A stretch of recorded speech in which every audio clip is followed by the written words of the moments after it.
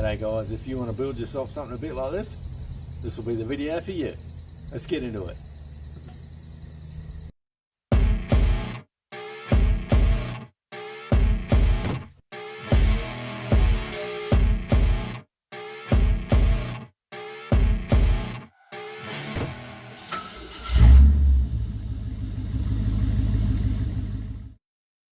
So this is where we're at on this beautiful little beast, Junior, Zombie Junior.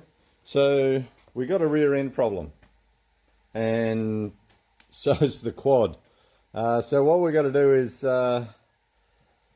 either try and find a new center, which is virtually impossible, and really is it worth it, or we use the alternative, which is something different. So we've got this diff, which is out of a Suzuki Sierra.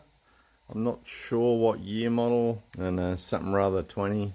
Anyway, so we got this little Suzuki Sierra diff and a center and a couple of axles, and you know, because it's offset, which is good and bad, because the drive shaft, if you have a look, is way up in there, and this is where they had theirs. So I don't know if there was an offset sort of thing happening, because the drive shaft's only short, so it couldn't have been a long one and done sort of like a Z action or something. I'd have to see an original one. So if anyone's got one or had one, you know, let us know how that sort of configuration. And I can see that this here, it might have been a reverse direction rear end or something of that nature. But anyway, so we're going to use the little Suzuki diff. I don't know if it's a good or a bad thing, but the diff ratio is 4:11 to 1, which is nice. So it's not like threes or anything, which is good. The good thing and the bad thing is this is not in the middle. So what we got to do, use it to our advantage to line up for that shaft that's way up in there. So if we can have the pumpkin over to one side, I think that'll be to our advantage. Now I measured roughly the center of the wheels, which gives me about 900, and to the center, like the flanges of these axles there, on this diff it's about 1200, so it'll be a little bit wider, which will sort of suit the vehicle because it's Junior. So for Junior, it'll be perfectly suitable. So now to get that pumpkin across to one side, what I need to do is put it upside down. And normally most car differentials, you can't put the pinion upside down because you can't put the diff center upside down because the pinion doesn't get oil into there, because that's normally at the high side unless you overfill it. Actually, I think there's some high pinion diffs for Jeeps and stuff. Anyway, besides that, in this Suzuki we need to have that pinion at the bottom. So to our advantage, all these bolts are symmetrical. The only difference is, see this little notch here? There's a notch there as well. See that little notch? That's so the crown wheel fits. So all I got to do to be able to clock the diff center is make a little notch there and a little notch over there, and then I'll be able to turn it upside down completely, other than the filler bung and the breather. So I've just got to either, I'm not sure if that unbolts or it's going to be a cut and tap out and might have to put a bolt in there or something, so that can be the drain bung, and then use this other one, the current drain one, as the breather, like put a little breather on it or something. So anyway, a little bit of mucking around, and I've got to take off these because that'll be on the bottom, and we don't want the brake hoses to drag. At the moment we won't have brakes on the rear because brakes are overrated. You don't need that stuff. Who really needs brakes anyway? We'll cut out some notches, and so we can turn that around, and then we'll pop the axles in, get it sort of looking like a differential, and then we can start pulling this thing apart at the back end. I can jack up the center, put a couple of blocks under the belly of the beast, and pull that apart and start working out how it's going to fit. So let's get into it.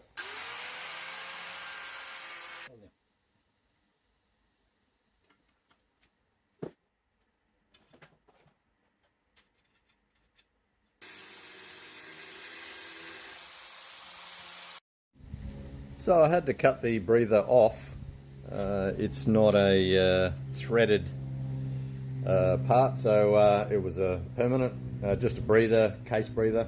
So what I might do is try and see what tap I can fit in there and pop a bolt in there and make it the bung, the drain bung. So I'll just drill it all the way through, because it's got like a, you can't quite see it, it's got a little flap over the end to stop splash.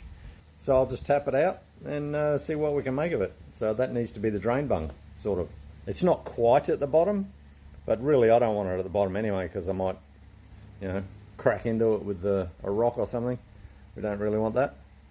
Anyway, so the full plug is still in the middle, so we won't have any issues there. It'll still be half full, and the oil will still go down the tubes and sort of lubricate the bearings and all the other things that it's meant to do. So now I'll just notch out the front there and there, so then we'll be able to fit the diff center in there. So let's get into that.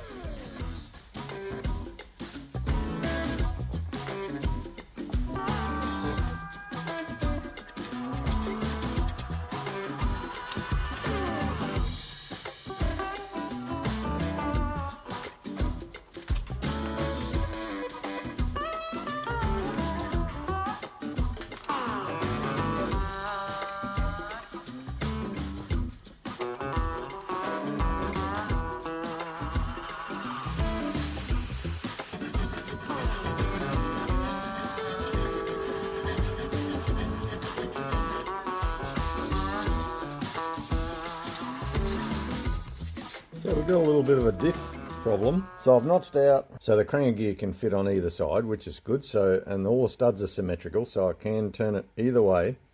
But the downside is, see this little scratch mark there? That's because I turned it around and put it in, the crown wheel hits there. Because this is a pressed out part, and that's just where the bung is. So if I turn it over, see how it's nice and raised in this section. It's raised there and lower there, so it's about here somewhere where the crown wheel hits. So the one way to do it is just to cut off the hole right around the outside there and just turn it around. So then I would only be able to use it that way, like where it's upside down, which is good and bad, I guess, sort of. But I'd like to be able to turn it either way in case I use this diff for something else. Like if that motor dies, well, it's all over. I'm not going to put another shaft drive motor in there on purpose, so I want to leave my options open. So I need to put a little slit along there and maybe cut out this piece and then knock this from the other side and knock it out so it matches up to that and fill in the gap with a bit of steel. Because this whole bell at the bottom, the pumpkin, was just pressed under huge amount of forces and then just welded on. So I'd never be able to knock it out without doing any, it'd be bloody hard anyway. So what I'm going to do is do the easy way for me and just cut it across there and see what else we need to cut out and what I can weld up, and as long as it's sealed and it works, and I can put it in both ways. So I'll mark it out and cut away. So let's get into that.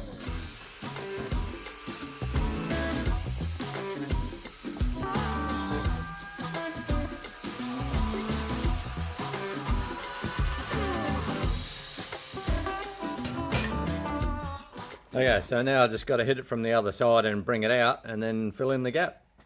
Easy. Let's see what I can do.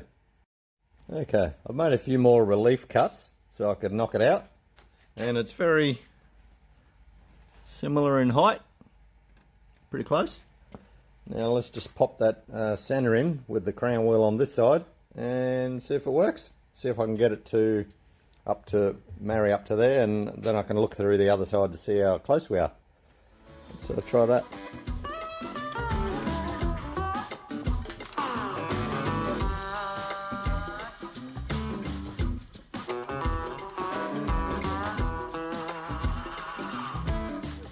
There we go, you can see the crown wheel in there. Not touching nothing, tons of room. Now I just got to shape this so it all sort of holds oil. I'll get into that. That's always a bit of fun.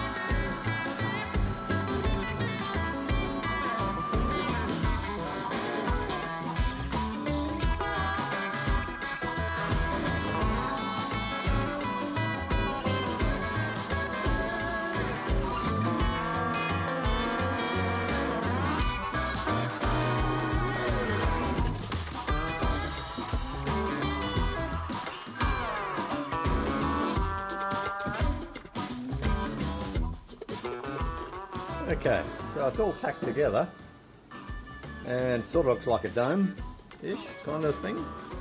I've used the little piece that I actually cut out, that little piece in the middle, and I just hammered it flat to get the shape right and then put a bit of a curl on it.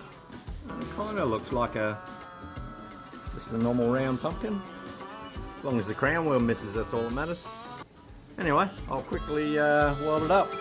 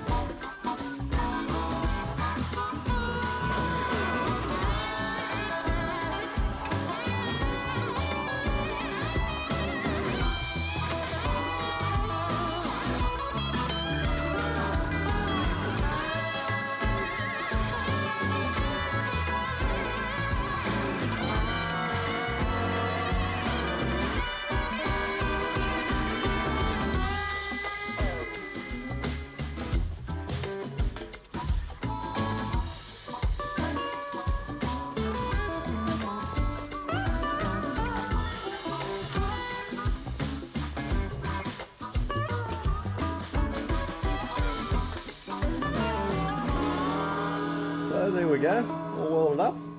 Doesn't look too bad. Sort of still got that crown on it. The reason I was cooling it with the air, or force cooling it, was so the whole diff itself, we didn't have a big crown, like these two axles still remained true. So we didn't have a big bend in it kind of thing, as to say.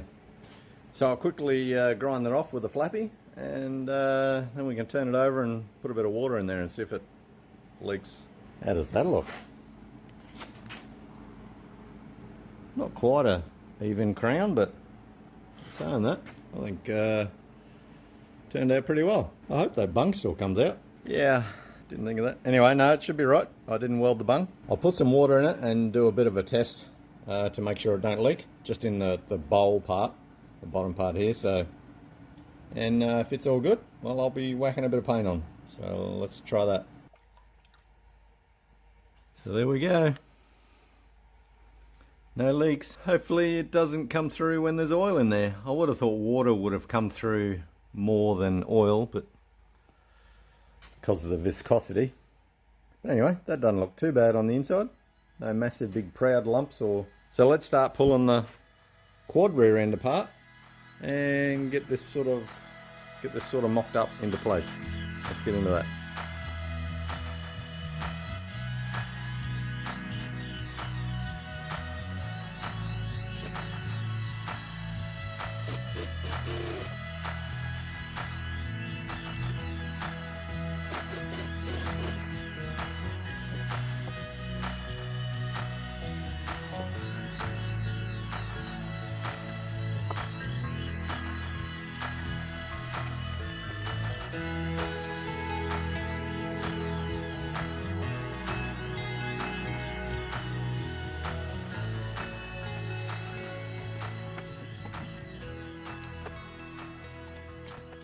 So this is where we're at the minute. I've got the diff sitting on a couple of jack stands, and I've got the quad itself, the frame is level, and then I'll move this down here to a flat piece of tube, and I've got it level, and then I've got that end level.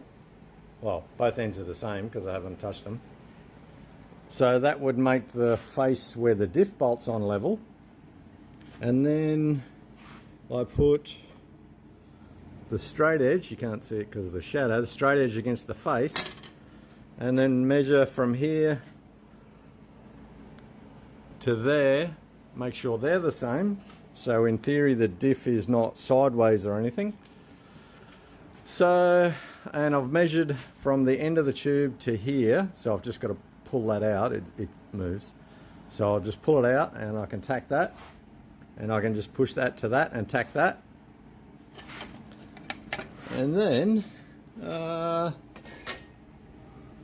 ready to weld it up, I guess. The good thing is I had to use, good old plumb bob. You can just see it here.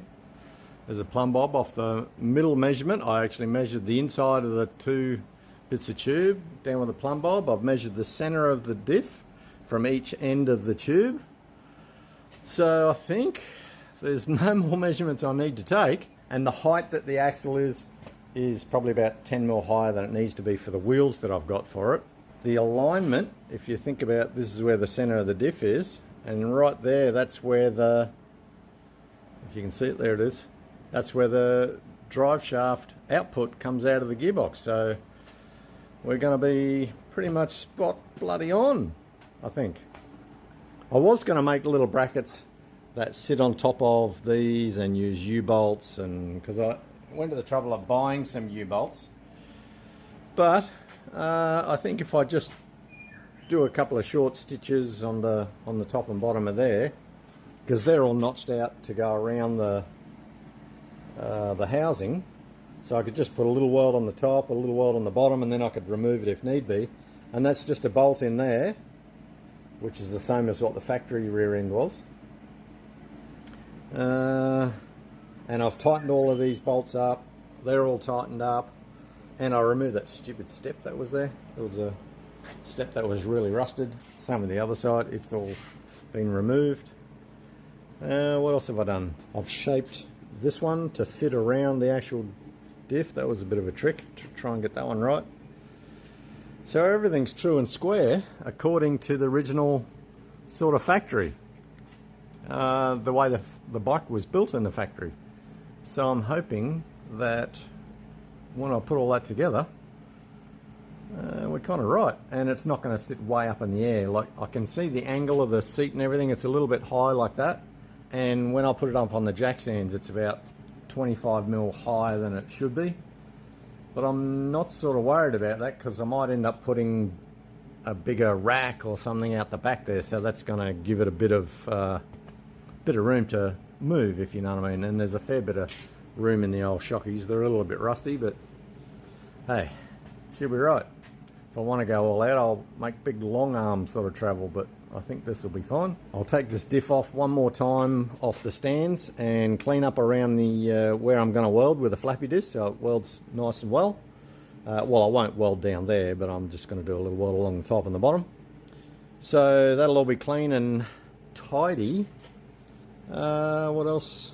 And then I can sit it back on and get the measurements right one more time and put some axles in, throw some wheels on, put the diff center in, and then I just do the shaft, the drive shaft, which is going to be a bit of an effort in itself. See if I can get this thing rolling today. That'd be nice.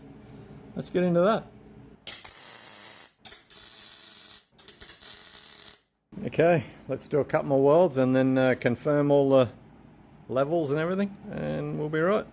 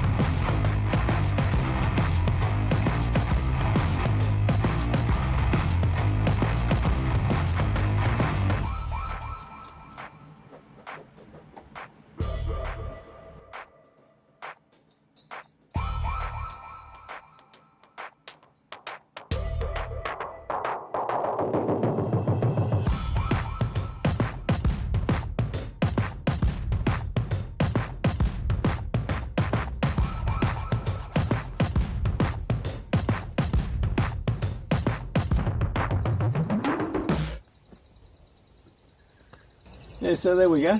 She's all rolling, and all I've got left to do now is a drive shaft and the ignition, and I think we're ready for a drive. Maybe the brakes. Anyway, we'll see that in the next one, eh? Subscribe if you haven't already. Catch you then, eh? See ya.